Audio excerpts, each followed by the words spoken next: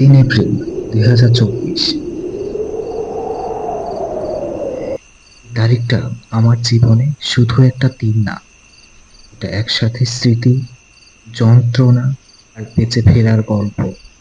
রমজান মাস, সারাদিন রোজা রেখে ডিউটি, ইফতার করি আবার ডিউটি। শরীর ক্লান্ত, কিন্তু পাহাড়ে ক্লান্তির কোনো দাম নেই। রাত তখন প্রায় 12টা।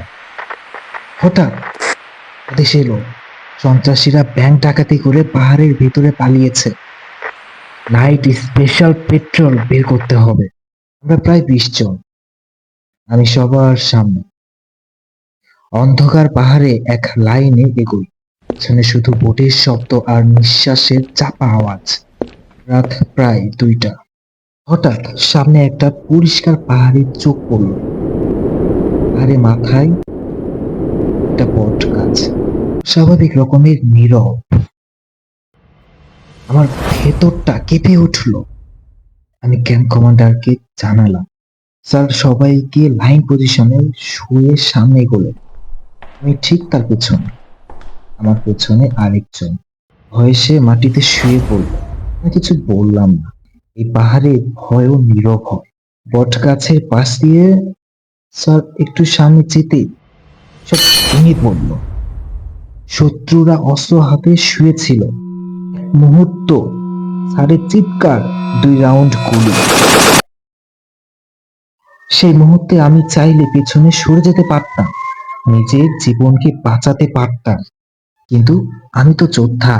যোদ্ধার জীবনের দাম থাকে না, দায়িত্বটাই দামি। আমি মাটিতে শুয়ে শত্রুর দিকে গুলি বর্ষণ শুরু করলাম। অন্ধকার কেঁপে উঠল। আমার গুলিতে ওরা দিশেহারা। এই সুযোগে স্যার পেছনে সরে গেলেন। আমি উঠতে যাচ্ছি, ঠিক তখনই 2টো গুলি সোজা বুকে। বুলেট প্রুফ জ্যাকেট না থাকলে গল্প এখানেই শেষ হয়ে যেত। আমি উঠলাম না, শুয়ে গুলি চালাতে থাকলাম। হঠাৎ আরেকটা গুলি আমার পা হাতে। অবশ, তবু থামিনি। ডান হাতে PD-08 ধরে গুলি চালালাম। এরপর আরেকটা গুলি আমার ম্যাগাজিনে লাগলো। অস্ত্র নষ্ট। আমার ভেতর যেন সব শব্দ থেমে গেল। প্রায় 2 মিনিট এই অন্ধকার পাহাড়ে বৃষ্টির মতো গুলি আমার চারপাশে পড়ছে। গুলিগুলো শরীরে লাগলে মনে হচ্ছিল আমার হাত পায়ের আঙুল খুলে শরীরের উপর পড়ছে। খুলে দেখি ওগুলো আসলে মাটি, গুলিতে ছিটকে আসা মাটি। তখনই প্রথম মনে হলো, আমি তো বেঁচে আছি, কিন্তু 3 দিক থেকে গুলি আসছে। বাঁচার সম্ভাবনা প্রায় নেই। তবু শেষ চেষ্টা। শরীরের সব শক্তি এক করে অস্ত্র মাথার উপর তুলে পাহাড় দিয়ে নিচে করাতে শুরু করলাম। একসময় দলের কাছে পৌঁছে চিৎকার করে বললাম, আমি সৈনিক শফিকুল ইসলাম, আমার শরীরে অনেক গুলি লেগেছে, দ্রুত হেলিকপ্টার আসতে বলেন। ওয়াকি টকিস হেঁটে হেলিকপ্টারের অনুরোধ পাঠানো হলো। আমার মনে হচ্ছিল এটাই শেষ। আমি কাপা গলায় বললাম, ভাই তুই আমাকে একটা ফোন দাও, আমার সাথে একটু কথা বলবো। কেউ ফোন দিল না। আমি তখন সব আশা ছেড়ে এক আল্লাহকে ডাকতে শুরু করলাম। আল্লাহু আকবার।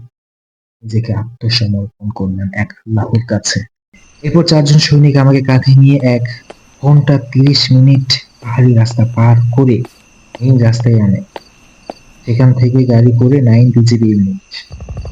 সকাল 6টা 30-এ হেলিকপ্টার, চট্টগ্রাম CMH। আজ আমি বেঁচে আছি, একটা লাঠি হাতে নিয়ে ধীরে ধীরে হাঁটতে পারছি। এই শরীর ভেঙেছে, কিন্তু পাহাড় সেদিন আমার মন ভাঙতে পারেনি।